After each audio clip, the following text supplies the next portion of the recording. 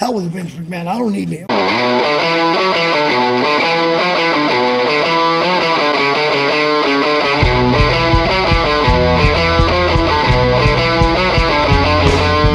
Radiation is a curious thing. No one expects what it would bring. But time. Do you have anybody like that where like you love the dude and you've seen them have great matches and for whatever reason you've not been able to have great chemistry? Do you have any memory of a guy like that from PWX? I really don't. I don't. I seem to always have, I mean, they might not have been 3 or 4 5-star matches, but I don't think there was ever that guy I got in there and I'm like, this just isn't working. You know what I mean? Like everyone, I always seem to feel like I worked well with everybody and vice versa. So there's nobody I can really think of. We all have trolls. We all have people that hate us. We all are, for the most part, almost everybody is happy that the indie message board is gone.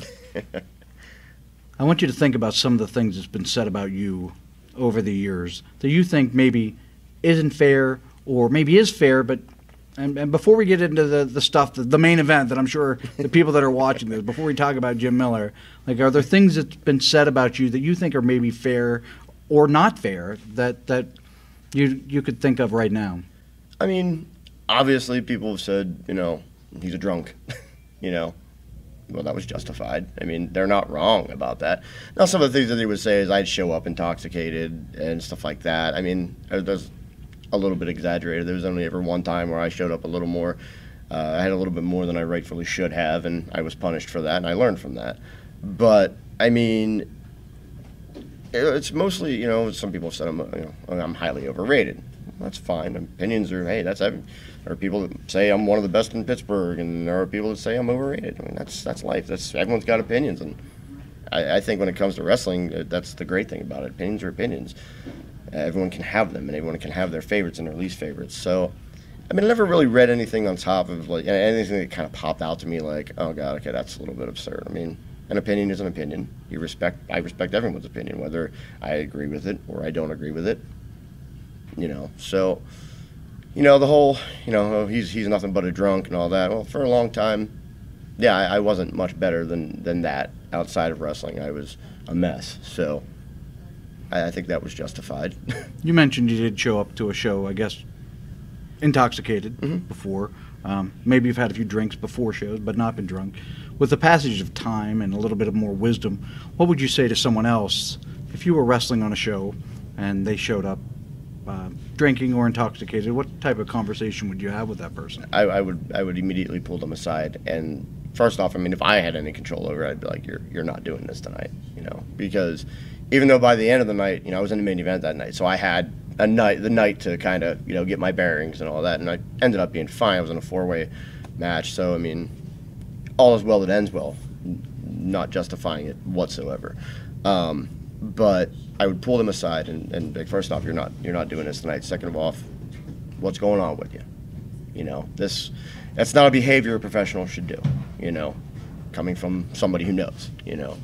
So what's going on? Why are you doing it? Is there, you know, you want to talk about anything? Is there any way I can help? You know, it's kind of where I'm at now, personally, now that I've, you know, kind of gotten through these demons over the years. Is like, I want to help anybody, and not just wrestlers, anybody who's in that situation, you know, where it seems like the vices are taking over and trickling into the ring, you know. So I would sit them down and be like, all right, what's going on? You know, and then try to help them out in any way that I can. Okay. We have a lot to cover after this, but I think the main event, a good 75% of the people that are going to tune into this, 50 to 75, I'd say, just a rough guess, are curious on your thoughts on Jim Miller and what he had said. I don't know if you saw what he said in a previous interview. What your thoughts were on what was said that day. Well, I think my thoughts on it are simply this. I mean, he could say what he wants, you know, on a professional level, you know, about anybody when it comes to in-ring or this and that, or even things that happened. That's fine. I knew he wanted to take things to a personal level. That's where I draw the line. When you try to bring up things, or are going to bring up things that are not wrestling related, and you just want to try to, you know, attack someone's character for the sake of attacking somebody's character, that's gonna anger me. That's gonna hit me where it hurts, because I'm not proud of my past with alcohol and drugs. Not proud of it. I've screwed up a lot of things in my life because of it. I have hurt people that I care about. I have ruined relationships with people that I care about. It has stopped me from doing things, from reaching the potential that I had. I'm not proud of that. I'm never going to be proud of that.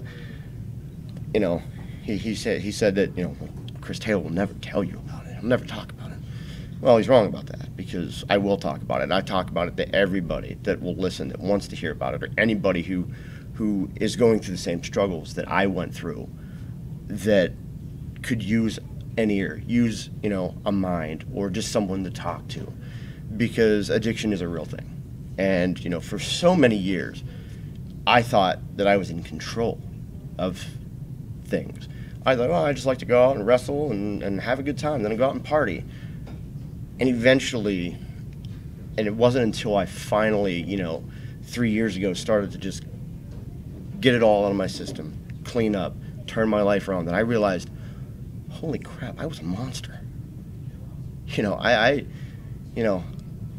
I was drinking easily a fifth a night.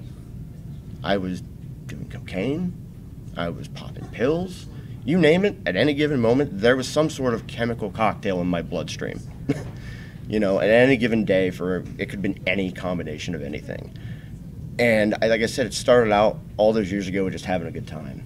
And then it became, well, Chris Taylor's the guy to party with. And then it became, Chris Taylor's the guy to party with, but, oh man, he's starting, it's a little bit of concern there now. And then it became, okay, the boys, there's concern for his well-being, And I remember being at my very, very lowest about 3.5 years ago. And I was loaded. I was 5-6 days straight, just drinking anything I could find to get my hands on. And I remember looking at myself in the mirror, and I was in tears to myself. I had a 15-minute conversation with myself in the mirror. It's like, I don't want to do this anymore. This is not the way that I want to live. I am hurting people. I am not the bright-eyed, happy-go-lucky, just kid that everyone fell in love with years ago. I'm something else now. If you don't stop this, if you don't quit, if you don't change your life around, you won't be here in a year. I remember that conversation in the mirror, as loaded as I was.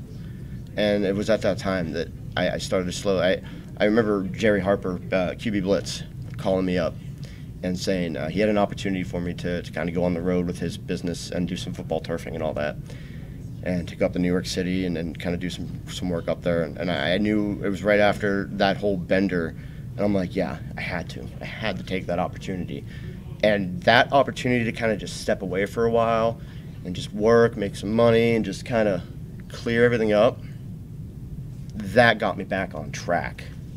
And kind of, I was able to kind of just clear my mind and start, it was during that time I was able to reflect on everything. And I was able to, through that, sober up a bit and gain my confidence back and my self-respect back and the love for myself back. And then, I came back from that job, some days just kind of weren't working out, and I was just kind of over the whole situation. I came home early, and of course I was texting my now fiance, and she's like, "You want to hang?" I asked her if she wanted to hang out that night, and we hung out, and it was just one of those. We were inseparable ever since, and she has just been such a godsend for me, and she became that almost that what's the word that I'm looking for? Not the reason, but she gives me that focus because she gave me an ultimatum, because she goes, one night I got a little drunk, and she goes, if you're gonna stay with me, you're not gonna do this anymore. You have your opportunity right now, me or this. And I chose her. Best choice I ever made. Let's say somebody walks up to you, pulls you aside tonight and says, Chris, I'm going through the same thing that you went through. I'm drinking more than I want. I'm using things that I don't want to use.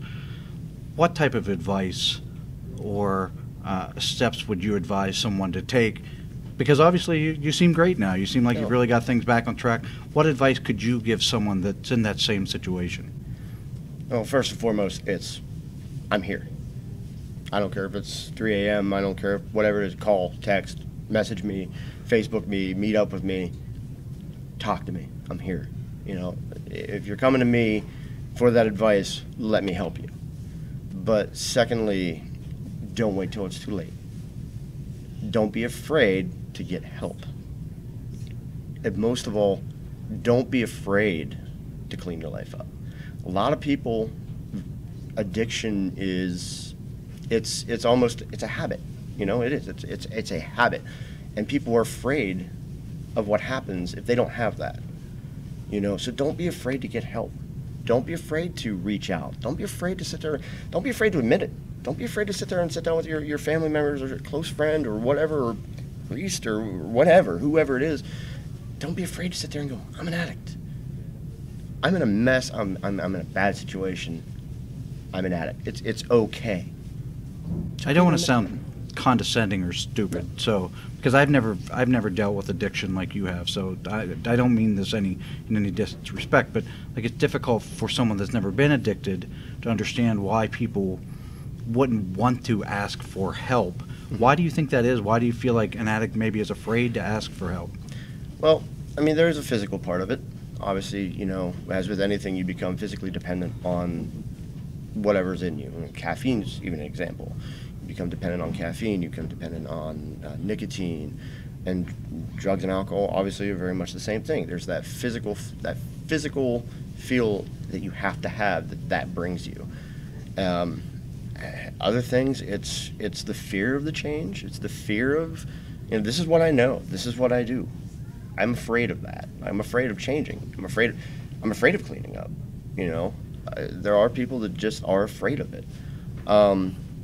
It's one of those things. It's really hard to pinpoint. It's different for everybody, you know, and it's the first step for anybody is to sit there and go, all right, if I want to clean this up, if I want to change my life for real, I got to admit it.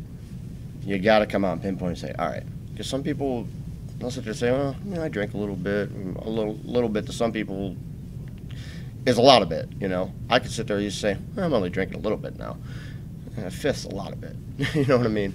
So, yeah, it's admitting it, and then you got to take those steps. You got to sit there and go, once you admit it, you got to take those steps and go, okay, now I got to do it. Now you got to do it. Whether it be rehab, whether it be, you know, most people, you know, rehabs are the way to go. For me, I was lucky to be able to kind of do it by myself, which is very difficult to do, but I somehow did it. I had a lot of support, a lot of good people, you know, helped me out through that.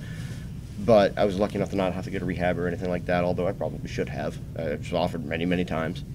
And of course, when you're in that denial stage, well, no, I'm fine. Of course, you're not going to want to go to rehab. But I was lucky, you know. But it's reaching out for help and taking help when it's given to you. Were you able to keep the same circle of friends before and after the change? Yeah, for the most part I was. You know, there were a few that kind of, you know, went, you know, kept doing what they were doing, but very far and few between. You know, I think for a lot of people, like my battle was pretty personal. You know, I really, you know, I'd show up and I'd still be the happy-go-lucky, you know, I'd still smile and crack jokes and all that, but it was personal. You know, it was, no one really, I don't think anyone knew until recently just how bad it really was. Because I would go out to the bars and have a good time, but when I was at home behind closed doors, that's when I really did the damage, you know. So, yeah, it's, you know, it's one of those things. After Jim's interview came out, there was a groundswelling on social media for Chris Taylor. Yes. How did that affect you? How did that make you feel? Well, I you know, and I'll say this, you know, because I'm not gonna sit there and beat anybody up. I'm just not gonna do that. You know, to me, it's just not worth it. But I remember the whole thing kind of hit, and I was on my way to see Avengers: Infinity War. So the whole thing was going down, and I kind of did my little slight wink and a dart to the whole situation. And I went in with my fiance and watched Infinity War and came out, and my phone was just on fire. I mean, and I'm looking at all this, and for me, all this support and all this, all these positive things that I see people posting, I'm scrolling through, and of course, I'm reading this stuff, and I'm like, I'm shocked by it. Like, where did this come from? And then as the days went on, and it just didn't stop. It didn't stop. For me, it said two things. A, despite my ups and downs, I was still able to have a decent impact on Pittsburgh wrestling, and the people in it. It told me that my character was a lot better than some people would say, and it humbled the hell out of me. I mean, I to this day, I still get kind of choked up thinking about it. 'Cause it's like I didn't have to retort to that. I didn't have to say anything because everybody else did, and I think that says everything that needs to be said, And I remember laughing to myself because I'm like, this is the most unified I've seen Pittsburgh wrestling in a long time. You know what I mean? And so yeah, for me, like, that's why I don't think I ever really had a real big retort for the whole thing, because it's just like everyone else had such positive things to say, and I think that says everything there needs to be said. Has the window closed? Would you, as a result of that and some other things that's happened, would you never work for PWX again?